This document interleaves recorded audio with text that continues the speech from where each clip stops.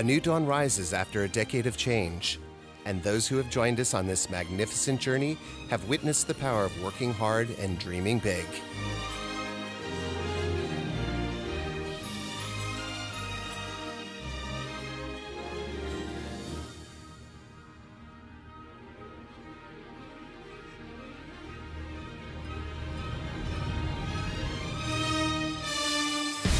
Like dreams, small creeks grow into mighty rivers.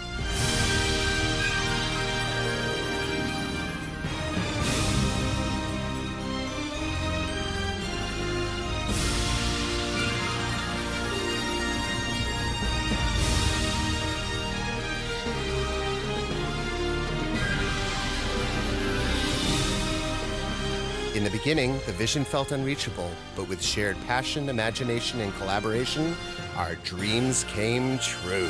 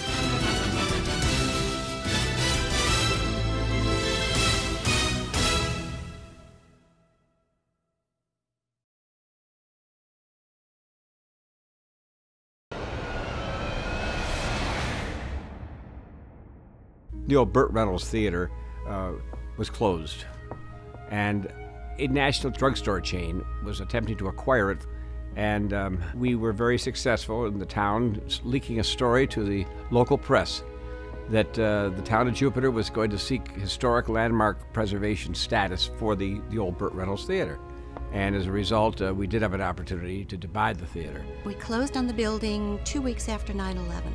We have serious news of a major possible air crash in the United States. There was a lot of bad feeling in the very early days as to what had gone down prior to this group taking over. So we had to make that all go away. We had a community work day. We decided that we were going to put an ad in the paper, and we had over 1,000 people that came to help clean the theater. It was amazing the number of people that showed up with brooms and mops. It was many hundreds of people, and they worked and they carried in it.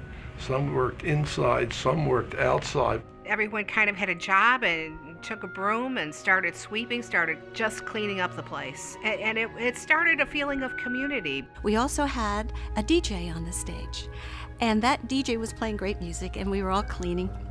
And then he played Bridge Over the River Kwai. Well, everybody picked up their mops, put them over their shoulders, and started marching to Bridge Over the River Kwai.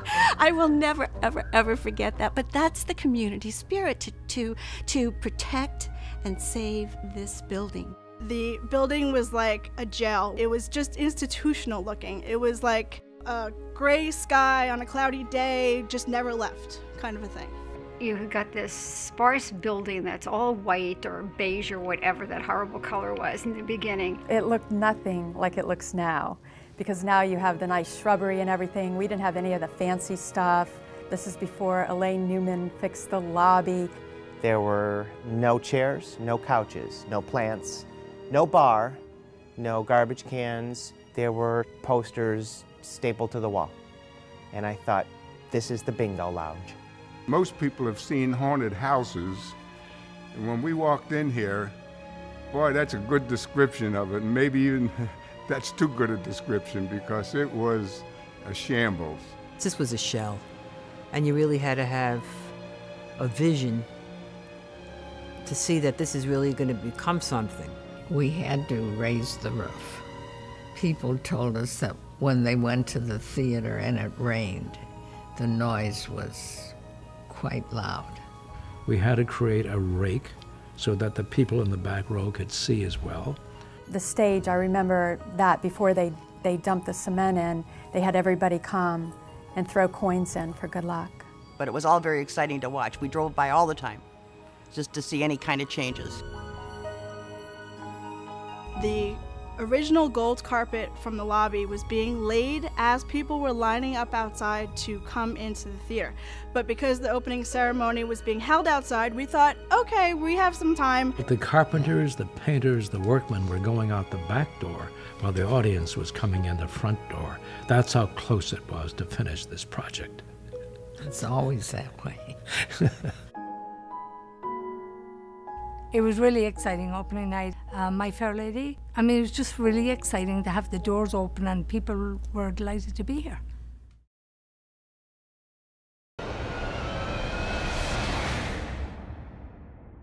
The first year they did My Fair Lady, and it was met with terrific success. But some of the other choices were not so good. There was a production called Golf, and that was not exactly what was popular. We had an artistic director that had a different approach. He wanted to do all original shows, which can be very rewarding if they're the right shows. Unfortunately, they weren't, and the community soon got turned off by that. We had no facilities, we had no equipment, we had little money. As prop master, I had to scrimp, so it was very tight back then.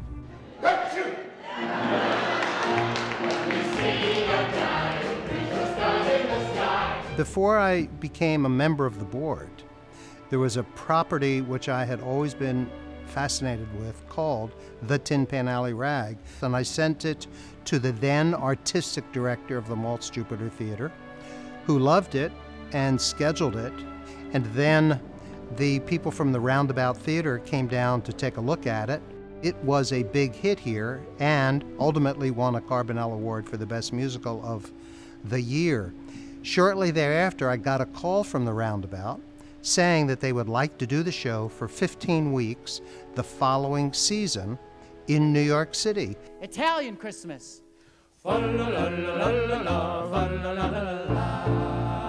Christmas. One of the most positive changes actually was the day that Andrew Cato joined us at the theater when he started.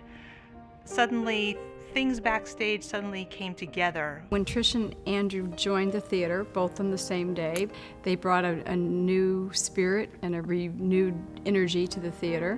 When they came on board, the quality totally improved.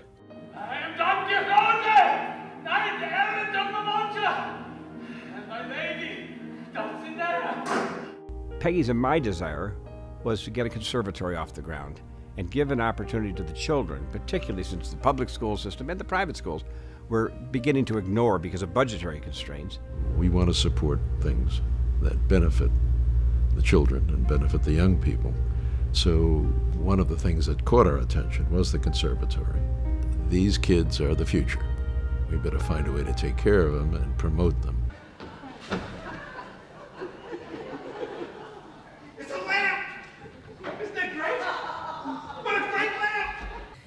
At this point, when you drive into our venue, it's a magical experience. We had the canopy outside, and then we didn't have a canopy outside. We lost that at one point. I think a car took it out. This lady went through with her U-Haul truck, and the next thing we see the truck go by, and the awning is on top of it. In the meantime, I'm calling the police. They came, and I sent them after this truck with half of an awning on it, and you know the awning got pulled off 2 other times.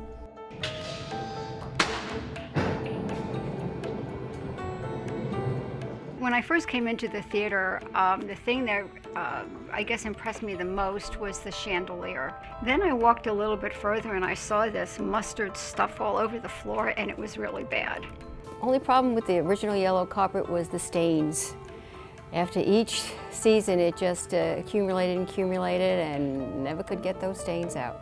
It was very distracting. You know, no matter how many people stood on it, you always triggered in on the stains. It's changed, but that yellow carpet, don't ever, you know, that should never be done again.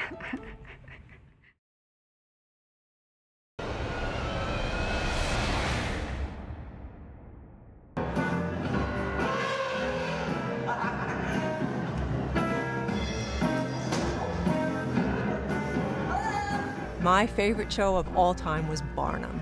Acrobats swinging out over the audience and people juggling 6 people all at the same time in the dark. You felt like you were in the circus in Barnum, and you just wanted to just have your cotton candy in your hand and just be, you know, enjoying yourself like a little kid. Very well done. My favorite was probably Evita. Don't cry for me, Angelina. It was such a great production. I mean, I really felt like I was at a Broadway production in equal quality to what we had seen many years ago on Broadway. I'm going to stop you. I've seen some shows here that I thought were better performed by the Maltz Theater than they were on Broadway. So Masterclass and the Full Monty, of course, was a lot of fun. Probably isn't the best time for this. Oh, Mother of God! There was one day where the lights kind of weren't timed correctly. It was like a little bit of a free show. I don't like slapstick, so that noise is off annoyed the hell out of me. I didn't care for that at all. Our audience doesn't agree with every show, but there are people out there that get it, and every show is done 110%, so every show is a great production, just maybe it's not some people's cup of tea. Let's talk about something that matters desperately to both of us. Marguerite. Money. Right now, breaking news here, stocks all around the world are tanking because of the crisis on Wall Street. You know, in the last 6 years since I've been serving, we've gone through the worst recession since the Great Depression. And when nonprofits are closing their doors all over the country, ours has flourished. And it really has flourished because of leadership. And Milton and Tamar Maltz not just lead financially, they lead with their time. Milt and Tamar are at every board meeting. The board is extremely strong, and that flows from the top down. We scheme about and dream about, and we've been known to scream about that certain thing called the going gray. And the wind is a little bit on the breezy side as well, but we anticipate this to be more of a rain event for us here on the east coast of Florida. Because Florida is at sea level, our orchestra pit is very close to the water table. And we had 20,000 gallons fill the orchestra pit without our knowledge during a tropical storm. We heard sloshing noises when we were in the front of the orchestra, and my first thought was I didn't realize we had an indoor pool. When the director of the conservatory and all but one of the faculty departed in 2009, it was the most difficult professional crisis that I've had to deal with. When I began my position, the conservatory was in transition, and the majority of the students left the conservatory. So over the summer, we began to staff the conservatory. We started from scratch. We had a handful of students who we retained, and then we started spreading the word. We're here, this is what we have to offer, this is the wonderful staff we have to offer, look at all this potential. And it was a slow gearing back up again. It took us about a year, but we did it.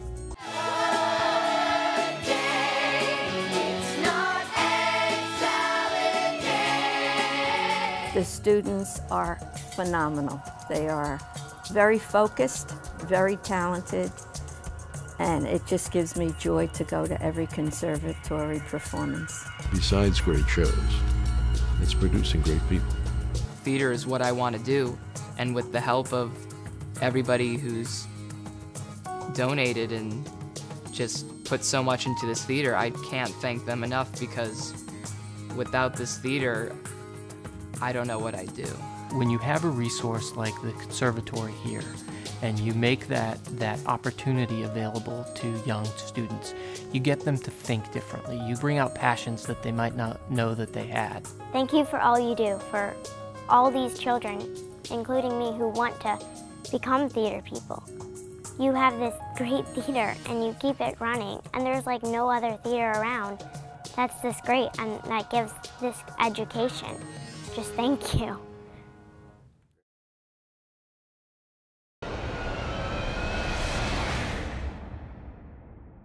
I think the mix has been excellent between drama musicals. It's delightful, it's delicious, it's lovely. I love 12 Angry Men. I was so moved by it. I was a little embarrassed because I couldn't stop crying, and one of the designers was staring at me. He kept looking at me, and my emotional response made the production meeting the next day. It was a little embarrassing. Just calm down, nobody's hurt, right? I was a judge on the Palm Beach Idol for 5 years. We likened it very much to American Idol. We have a lot of talent here. I first came here to audition for Palm Beach Idols, and I was really nervous because it was my first time ever really at a theater or on stage. And I got into Palm Beach Idols, and I had an amazing time performing and meeting a bunch of new people, and that's what led me to come to the conservatory, and I've been having a blast ever since. Behind the curve, a free swerve, don't lose your nerve. First Step to Stardom is a concept where, when in professional theater, you're not able to audition the public. So locally, we were able to get a special permission to audition children in select roles. Over the years, that has grown and expanded. Now over 600 children apply and audition on an annual basis. Practical cats, dramatical cats, mathematical cats, fanatical cats. Doing the experience of Cats with the conservatory here was an amazing experience. Number one, working with Brian Andrews, because we both did it on Broadway together. It brought back so many wonderful memories of the experience of being on Broadway. It was just so magical. It starts with just one heart. It may not seem like much. My favorite production of the Maltz Theater was a brand new production that we did entitled Academy. It was truly a homegrown show that this theater created. And actually, we did it starting as a workshop in 2008, and then I helped produce it in New York at the New York Music Theater Festival in 2009. And just watching the growth of that show and seeing what it could be in the future as well has been a fantastic experience for me. After the New York Music Theater Festival, we won this Daegu International Theater Award, which allowed our production of Academy to go to South Korea. It was especially thrilling for our boys because over there they were treated like rock stars. It was swarming with young South Korean women after each show, and they lined up and got all the boys' autographs, which they loved. And then at the end of the festival, we won Best Musical, which was thrilling for all of us. Do, re, mi, do, re, mi, do, re, mi, fa, sol, la, ti. I was able to be an extra nun, which is so not me, but an extra nun in The Sound of Music. But we were told very specifically, you may not sing. One of the nuns, who will remain nameless, who is short and not Italian like me, and not German like Eileen, and not a Tony winner like Fran Bazar, broke that rule. Some of us mouthed, some of us sang. You can't just be up there and not sing. And I think it was bullshit, too, that you said that we weren't allowed to because it was a union rule. I think you just didn't want us to sing.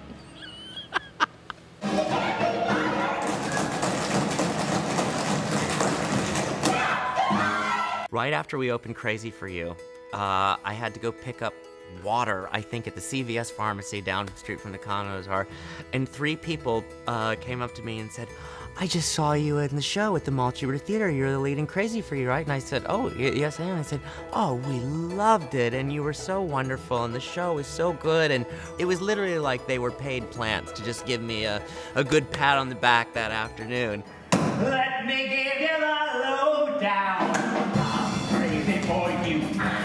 The funniest moment I ever had was actually the night that we chaired Bocage Ball.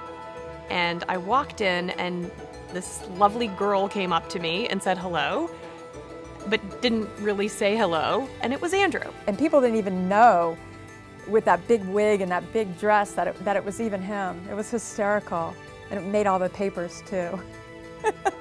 Hustle out my highest drag and In the Cage, One of the people in the show came over for dinner, and he asked me if he could bring his roommate. So they used to come over almost every night. So one of the boys coined the phrase Franny's Trannies. And one of them is my cleaning lady. I asked him to wear a thong when he cleaned because, like in Legally Blonde, I just like to look. But he refused, and he said he'd wear his Speedo and his pink pumps. So I have to be happy with that.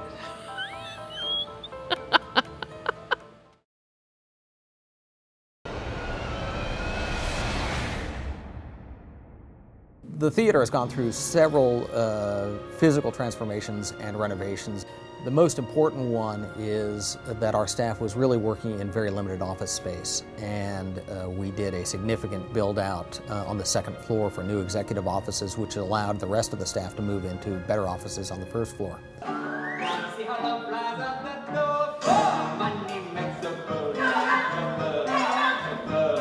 The lead in Cabaret was so good.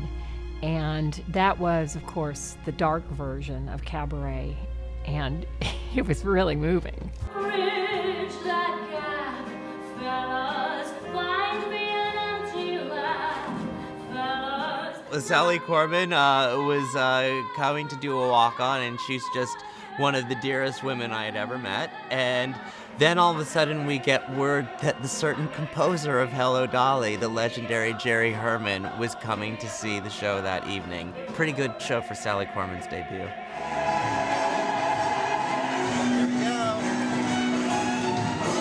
At the end of the evening, I was called on stage with the rest of the cast. In our audience tonight is the great lyricist and composer, Jerry Herman.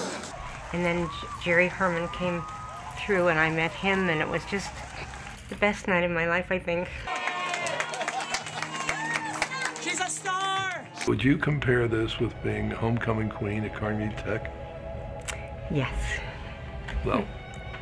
Last season we did Living Statues. It was to promote this season we're doing now, 2012-13. And it was in the middle of the lobby, and it was the main characters from each of the 5 shows.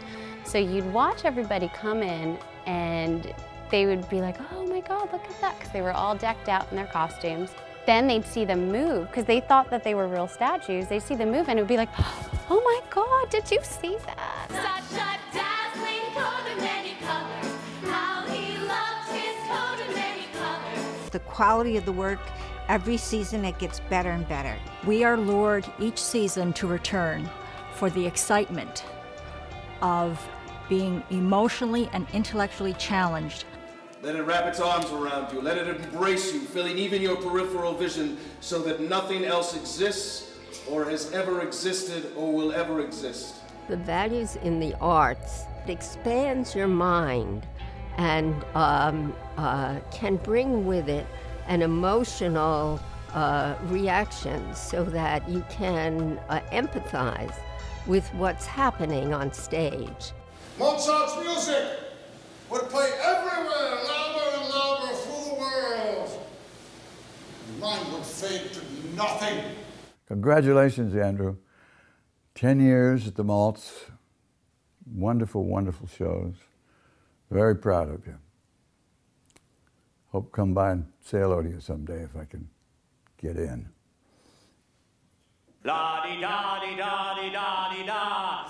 La-di-da, good. La-di-da, fine. There's good news and bad news. The good news is the word's getting out. The bad news is that it's harder to get tickets, it's harder to get seats, and the house is packed. And I guess that's a good thing. Where is it going to go? It's just going to get better and better. And you know, the fact that they need more space, that bigger. They need more we need seating. To get bigger. You know, sellout after sellout after sellout. I mean, I don't know what, you know, Andrew and the rest of the people backstage are doing, but they're doing something right. We're at a point now where we're almost 100% sold out in all of our productions. We need to grow our space so that more people can see what we're doing. There are a handful of really important qualities that just have to be in place in an organization for them to be outstanding. One of them is artistic excellence. Artistic excellence is only as good as the leadership and the board governance of that organization. And it's critically important that those things are working in tandem because then the money comes. It is the strongest board any nonprofit that I've been affiliated with which gives me a sense of pride. I mean, we've just raised over $10 million in an endowment to set up and establish an endowment fund, which will allow this place to live on in perpetuity. That was a campaign that we started last year with the generous contributions of the Maltz Family Foundation. That will give us an annuity for the future for the theater to fund some of our operations as well. Every theater should have a Maltz family. They'd be thrilled because we could never accomplish this without them. And I think they're so important to us, and the fact that they're taking a leadership role every way, not just financially, but Milton's chairman of the board, is terrific, and that's very unusual. They've really been, I would say, the lifeline for it, and other members of the community have certainly stepped up, but the Maltzes have combined the resources and the vision to make this a truly remarkable regional theater. Mr. and Mrs. Maltz, you have made a contribution to this community that is unsurpassed. And I think that the whole community owes you a deep debt of gratitude. This community rose to the occasion. And so I think both Tamara and I are thankful that the community here in South Florida understood what our message was. And all we can say is thank you, each and every one of you, for participating in this great adventure.